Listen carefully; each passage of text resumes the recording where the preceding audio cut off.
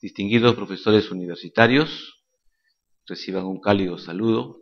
Soy el doctor Daniel Quineche Mesa y en esta oportunidad vamos a tratar las unidades 5 y 6 correspondiente al diplomado de gestión pedagógica en su modalidad virtual.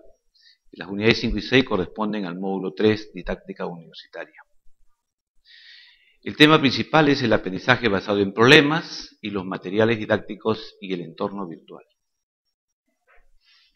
En cada momento trataremos cada uno de estos temas que hemos planteado en el desarrollo de este curso. El aprendizaje basado en problemas en primer lugar y en segundo lugar los materiales didácticos y el entorno virtual. Empecemos con el primero. El aprendizaje basado en problemas. Esta es una estrategia metodológica alternativa a la tradición universitaria de la exposición del catedrático. En este caso se trata de que el profesor con los estudiantes miren a la realidad, miren lo que está pasando en su contexto y detecten un problema en particular. Ese problema luego se introduce en el aula y se convierte en un asunto de interés para desatar un conjunto de actividades que lleven al esclarecimiento del problema y buscar su respectiva solución. Esta modalidad de trabajo universitario tiene unas características muy peculiares, ¿no? En primer lugar, se trata de identificar el problema, estudiar sus características, sus componentes, los elementos que están interactuando ahí, ¿no? Con lo cual luego nos llevan a identificar un conjunto de necesidades de aprender. Esto nos marca la necesidad de hacer un plan de trabajo, que luego nos lleva a buscar información, sea de fuentes escritas, sea de otras experiencias, sea de nuestra propia experiencia o también de la reflexión. De esta manera vamos incorporando nuevos saberes, nuevas informaciones. A partir de ahí estamos en disposición en conjunto de poder establecer una línea de reflexión que nos conduzca a buscar una solución al problema. Muchas veces se llega a tener un esclarecimiento del problema tratado, pero en otros casos lo que aparece son nuevas interrogantes, nuevas preguntas, lo cual nos pone en un nuevo circuito, en un nuevo camino para emprender otra indagación. Desde el punto de vista de los estudiantes, el aprendizaje basado en problema tiene sus características muy peculiares. Cuando se trata de identificar el problema, de analizarlo, el estudiante está en capacidad de desarrollar un conjunto de habilidades como es el análisis y la descripción de los factores implicados en ese problema. Cuando luego pasamos a estudiar más detenidamente y trazar el plan de trabajo, los estudiantes entonces empiezan a interrogarse a partir de qué saben o qué más necesitan saber. Y estas son las dos preguntas clave para poder desarrollar todo el plan de búsqueda de información nueva. En el tercer momento, se puede recurrir a un trabajo independiente del estudiante o un trabajo grupal. Aquí se hace uso de un conjunto de variadas fuentes, de tal manera que se vayan integrando los conocimientos en función de buscar una solución al problema. Y en un cuarto momento, se va a una discusión grupal. O sea, el conjunto de todas las búsquedas y reflexiones individuales o en grupos pequeños se lleva a una gran asamblea, para buscar un consenso de aproximación, de explicación al problema que se ha buscado. De tal manera que en esa búsqueda del consenso se optará por tener la mejor interpretación, la mejor comprensión que nos lleve a la solución del problema. El aprendizaje basado en problemas ya es una metodología que se viene introduciendo en muchas universidades y en muchas de las carreras profesionales. Ya se vienen haciendo congresos internacionales para valorar sus ventajas y sus desventajas. Señalemos algunas de ellas. Los expertos mencionan, por ejemplo, que en el lado de las ventajas destaca una alta motivación que tiene el estudiante. De muy temprano se encuentra frente a los problemas que tiene que afrontar desde su carrera profesional, y esto le genera ya un interés particular. También les implica trabajar en equipo, a poder compartir, dialogar entre los compañeros o con el docente o con otros expertos en busca del esclarecimiento del problema. Este tipo de trabajo también lleva a potenciar su capacidad de criticidad, ya que el análisis del problema, la identificación de los factores, le permite cuestionarse, ¿no?, cuál de ellos son más importantes con respecto a los otros. Pero también en la búsqueda de la solución del problema van desarrollando su capacidad de creatividad. Generalmente los problemas que tenemos que afrontar desde una carrera profesional no siempre son los mismos, no siempre se repiten los problemas pasados, siempre estaremos de cara a problemas nuevos. Y la solución no es una respuesta conocida, sino que hay que buscar creativamente una nueva respuesta. Estos son los beneficios desde el punto de vista del estudiante, y por eso es un método centrado mucho en el protagonismo del estudiante. Con respecto al profesor o al tutor, él se convierte realmente en un gestor del conocimiento, que tiene que buscar todas las ayudas posibles, dar las indicaciones del caso, propiciar el diálogo para que el conjunto de estudiantes pueda arribar a la solución del problema. Pero hay cosas también que aún no son superables, que son algunas dificultades, y que hace que a veces tengamos dudas de introducir esta metodología en nuestro trabajo cotidiano. Por ejemplo, en el lado de los estudiantes les genera mucha ansiedad. Como venimos de una cultura de la respuesta correcta, el estar en esta indagación, en esta búsqueda y no arribar a una respuesta inmediatamente, nos genera una cierta ansiedad, una desesperación. Entramos en crisis que a veces nos lleva a ponerle más esfuerzo o también a veces a abandonar el trabajo.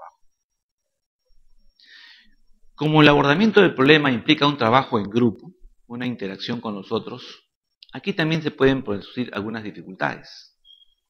No faltará alguno que sea más lento o que tenga menos interés y buscará de alguna manera de disimular su trabajo, lo que hace que el mayor esfuerzo lo tengan que hacer unos pocos componentes del grupo, generándose una inequidad en el trabajo. Por el lado del docente, también hay unos impactos bastante negativos.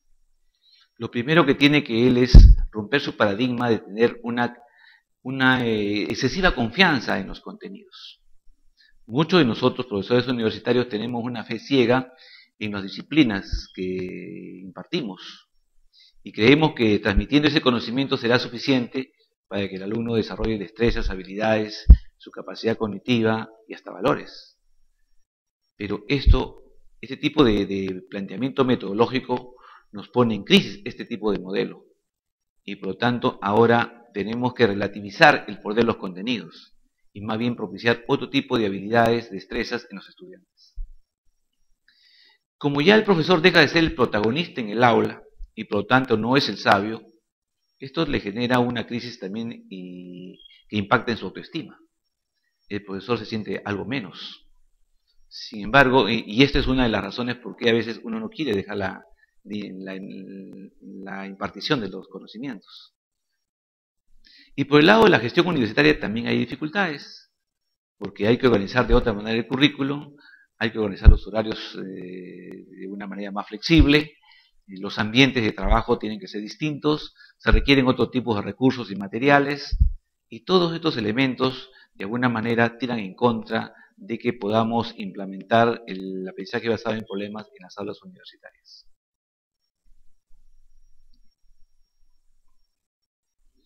El segundo punto de reflexión de este momento es con respecto a los materiales didácticos y el entorno virtual. Todos somos testigos de cómo nuestras aulas se están transformando. De aquella aula donde el protagonista era el profesor y los alumnos sentados en sus carpetas recepcionaban el saber dictado por el maestro, hoy día se está transformando en un aula taller, donde todos están convenientemente equipados y muchos de ellos ya con elementos tecnológicos modernos. Tanto el profesor como los estudiantes hoy día en lugar de tener un cuaderno tienen una laptop. Y entonces el trabajo en el aula se replantea totalmente porque tenemos nuevos materiales tecnológicos a la mano. Sin embargo, esa diversidad y dispersidad de materiales cada vez más modernos, más inquietantes, mucho más atractivos, sin embargo merecen ser elegidos para el desarrollo de un determinado curso. Esa elección reclama hacerla bajo el principio de la coherencia. Se tiene que tener una coherencia con respecto a la concepción que tenemos sobre el aprendizaje. Si, por ejemplo, pensamos que los alumnos son los que construyen su conocimiento y por lo tanto tienen que ser los protagonistas, los materiales tienen que ser diseñados para su uso de ellos, para que ellos tengan una facilidad al acceso de esa información, de esos materiales. Entonces el material se prepara pensando en el estudiante, que es el usuario cotidiano de esos materiales. Otro elemento importante de coherencia es la intención formativa. No solo se trata de formar instruccionalmente, que sean hábiles en unas destrezas, sino que también desarrollen cualidades personales, se atienda a su desarrollo personal. Entonces, muchos de estos materiales llevarán alguna información que los haga recapacitar, reflexionar sobre el impacto de sus acciones dentro de un determinado campo disciplinario.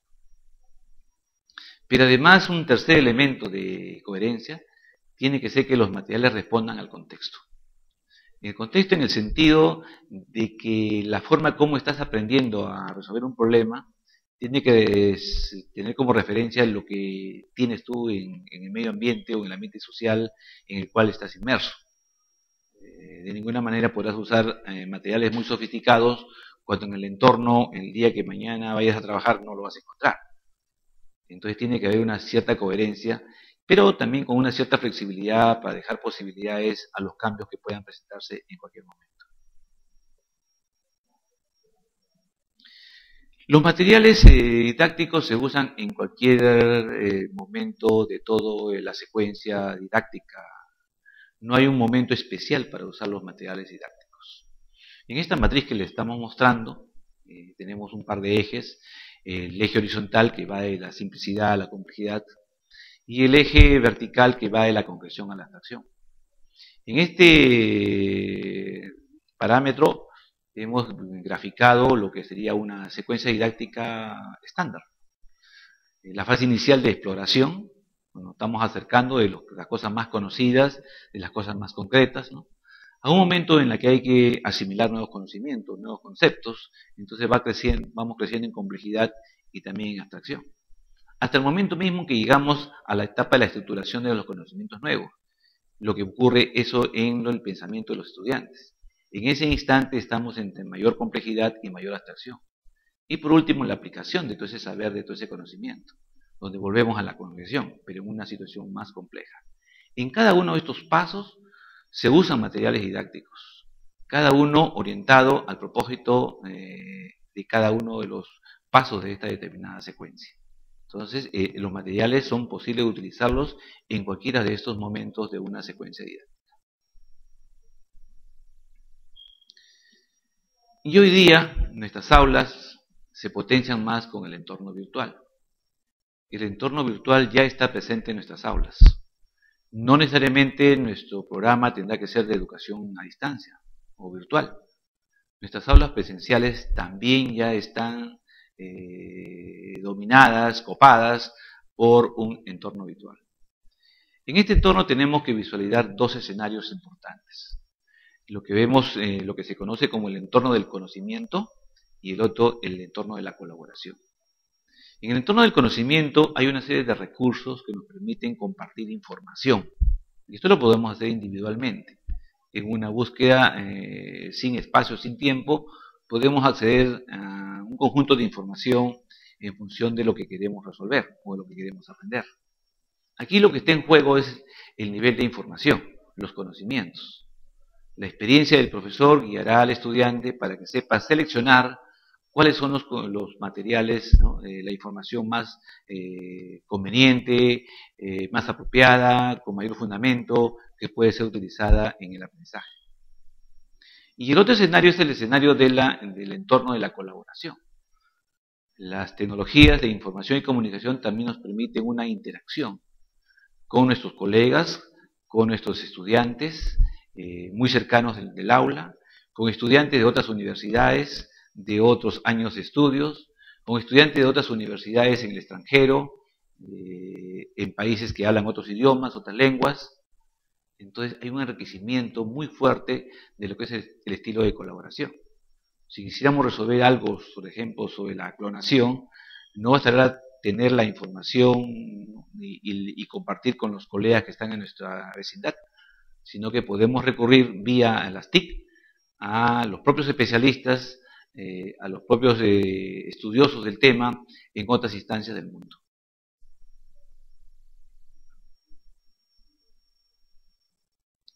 Sin embargo, el entorno virtual también nos pone ante ciertos desafíos sobre el cual conviene hacer una reflexión. En un estudio que se acaba de hacer en una institución dedicada, por ejemplo, al campo de los estudios mineros, se hizo una encuesta sobre el uso de tecnologías en el aula. El resultado lo pueden ver en esa torta. El 24%, o sea, una mayor cantidad, están haciendo uso del PowerPoint, de videos y de documentación en Word. En segundo lugar están los cuadernos de ejercicios prácticos, con un 21%. Luego tenemos un 18% con buenas traducciones, textos que han sido traducidos de diferentes idiomas. También destaca en un 12% las demostraciones de diseño asistido, o sea, esos simuladores que tenemos, ¿no?, para hacer diseños, ¿no? En un 9% están los cursos a distancias de perfeccionamiento, y ya el resto es un conjunto de posibilidades como son las redes que puedan haber. Lo que destacamos acá es el uso cada vez más frecuente del PowerPoint. Y por eso nos interrogamos, ¿no?, al respecto. ¿Estamos progresando o hay un descenso? Si miramos unas décadas atrás, nuestra cultura universitaria se fundamentaba en el uso de una amplia bibliografía. Libros tras libros constituían la fuente principal de nuestro conocimiento, tanto para el manejo del docente como de los estudiantes. En unas décadas más recientes, los libros fueron reemplazados por separatas. Cuando se inventó la fotocopia, ya nadie reproducía el libro en su totalidad, sino solamente ciertos capítulos, ciertas páginas nada más. Y entonces nuestra capacidad de lectura se fue minimizando. Éramos ya la universidad de las separatas. Pero ahora hemos llegado a una situación más preocupante. Pues lo único que reclaman los estudiantes son el PowerPoint. Y lo único que leen son los resúmenes del PowerPoint. ¿Cuál será el impacto que tiene en el mundo, en nuestra carrera, en nuestra profesión, ¿no?, esta reducción de la información a niveles tan mínimos? Inclusive hoy día el texto se empieza a reemplazar con gráficos. Hay miradas positivas, hay miradas auspiciosas, pero también hay miradas muy críticas. Hay un reciente autor que acaba de publicar un libro muy crítico sobre este tipo de tecnología. Meditemos nosotros hasta dónde será conveniente o hasta dónde es un inconveniente. Muchas gracias. Esto ha sido todo por hoy.